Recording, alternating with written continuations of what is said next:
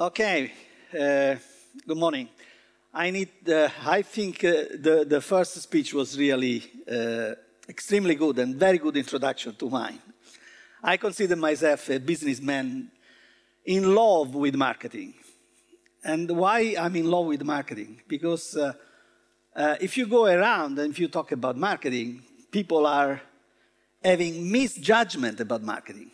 They believe that marketing is out to play the tricks, to make valuable something that has no value. While the essence of marketing is completely different. So when I started teaching marketing, I said, okay, what could be a compelling definition of marketing that can really make very clear what marketing is? Sometimes this is referred to the social marketing. I found one, and I think it's a good definition I would like to share with you. Marketing is the art to profitably and successfully deliver a superior value proposition. In your presentation, in the 5 questions, the answers are easier. I will talk a little bit more at the end of my speech, but please take this in mind when we talk about marketing, because if this is marketing, I think everyone that is working in marketing should feel extremely proud of what he's doing. But it is also true that if this is the definition of marketing, marketing is not just for the expert in the marketing department, it's for all in the company. And the art of the marketeers is to make sure that this is well spread all over the organization. But I will talk more about that. What I would like to focus in my presentation is the fantastic opportunity that we have in front of us. We are living in a world that really, I can say, everything is about innovation. We are living in an all innovating world. And why this is happening? Why we are living in an all innovating world? Because now we can state that the world is an all communicating world. And you know, I work for a company that I think we have not claimed as much as we should, that we, at Ericsson, we have been really part of this enormous transformation. Only in a few years, we have reached the level of 5 billion users, 5 billions. With the mobility, we have given the possibility to really reach the poorest of the poorer. And there is a long way to go. Very shortly, in a couple of years, we will reach 7 million subscriptions. All of this transformation, yes, of course, we talk a lot about the innovation that internet is bringing to our daily life. I want to claim that mobility, the personalization of the communication, the fact that we are able now to bring the power into the hands of each and every person around the world. And that will bring, of course, the data capability, the internet capability, but that is a consequence. This is an enormous, enormous change. And that is, you know, the basis for a world that will be completely different, completely different. Everyone can really enjoy the transformation. And what is the transformation? The transformation that this will allow, the fact that everyone will have the possibility to get connected. Well, we call it the ICT revolution. ICT stands for Information Communication Technology. The ICT revolution is changing the world. What I mean with that, I don't know if you have read the book from Carlotta Perez. Carlotta Perez, she has really developing a lot the concept about this ICT revolution. In her view, and there are a lot of similarities with the transformation that we are running right now and transformation that have been changing the life of the world. I mean, if we go to the previous century, like the automobile, the oil mass production, I mean, and the ICT revolution is happening right now. Carlotta Perez's theory is very simple. She says that in every of this kind of transformation, there has been an installation period and a development period. And of course, we have now we have now almost finished the installation period of the ICT revolution. And now we are in the startup phase of the development phase. We are really in a kind of limbo here, where we are ending the installation, starting with the transformation. And this, why it's a critical point? Because in this critical point, there is the major change of the one that will be the winners going forward and the losers that will just be defending what has been happening in the installation. In the installation phase, you normally focus on what? You focus on the redefinition of all processes. The focus is, okay, we do a lot of things. How can we apply ICT? How can we apply this new technology that is available now in order to do things? We have several examples. You know, I always use the one of mobile payments. Of course, we pay. We pay everything that we do. It is an old process, but we do it cash. Do we need to do cash? Now, I'm talking in Sweden. Actually, this is a cashless country. But if you go around the world, it's not always like that. European community, they have issued a directive because they want to fight the cash. Cash is a social cost.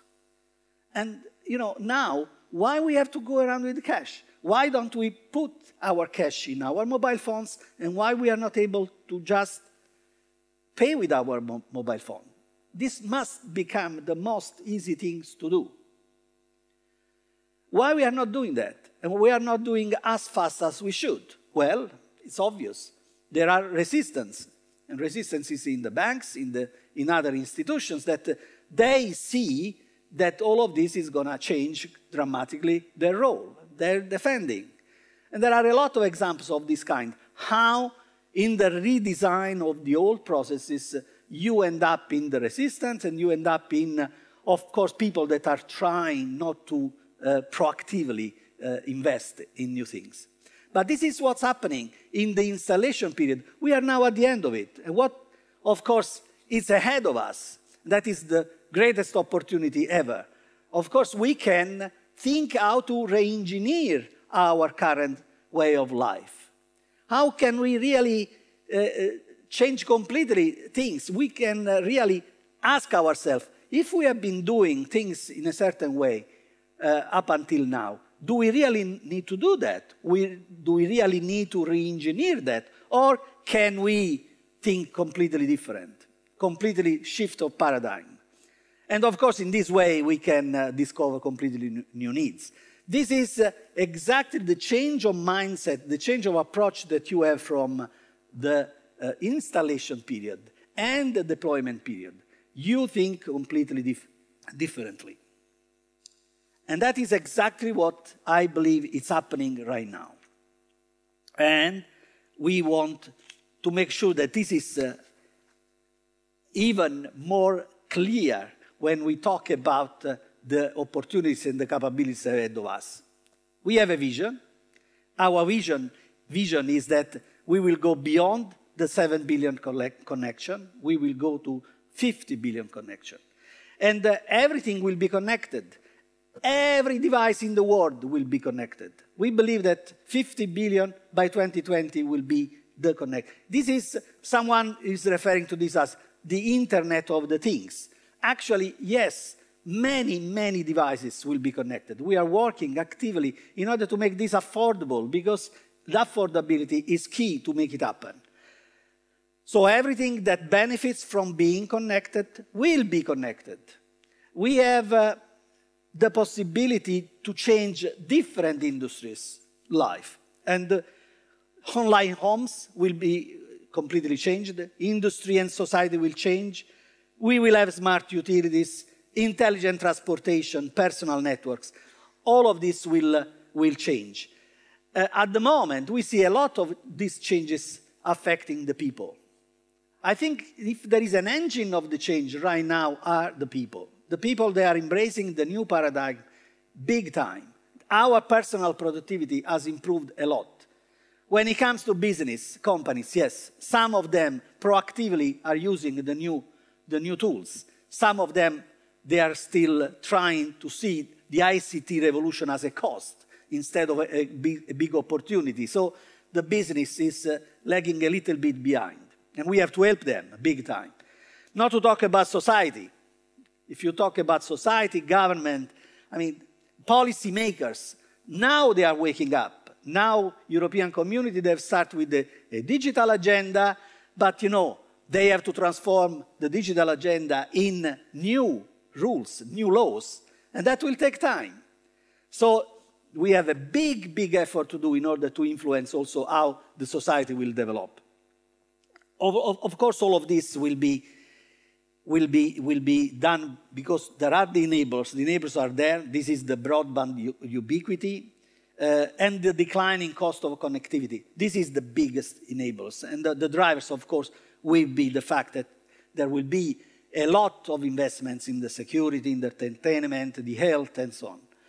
So basically, we will see everything that will change. Transportation, I think we will, yes, here we use a lot of pollution, and we can kill the pollution by going electrical cars. We can share electrical cars in downtown, in the big cities, and we can make use and exchange these cars by just, you know, opening the car with the mobile phone, with an SMS. So you can invent anything you want. In the healthcare system, we have a lot of problems in many parts of the world related to the healthcare. The healthcare is becoming a huge cost, and in some of the countries, this is a big challenge. But I mean, with the new technology, we can transform the house of the people as the kind of the remote part of an hospital, and that will reduce a lot the cost because we can actually monitor all the people in their house. And this is already done in some extent, but this should be deployed big time in the society. So these are just few examples. We can have smart utilities. There are a lot of countries where electricity is still, you know, something that creates a lot of trouble. There are a lot of off-grid sites, but you can build a lot of smartness into the grids. You can reduce the consumption. You can reduce the consumption, for example, by creating the link between the machines that you have at home and the grids. Taking the example of Electrolux, yet Electrolux, they are also making studies how to make a smart washing machine.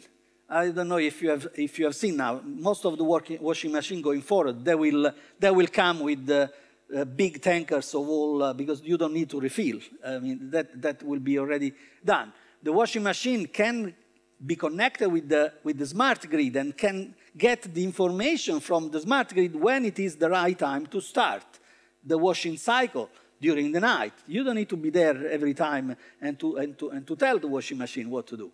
So these are just few examples of the kind of innovation that we can implement.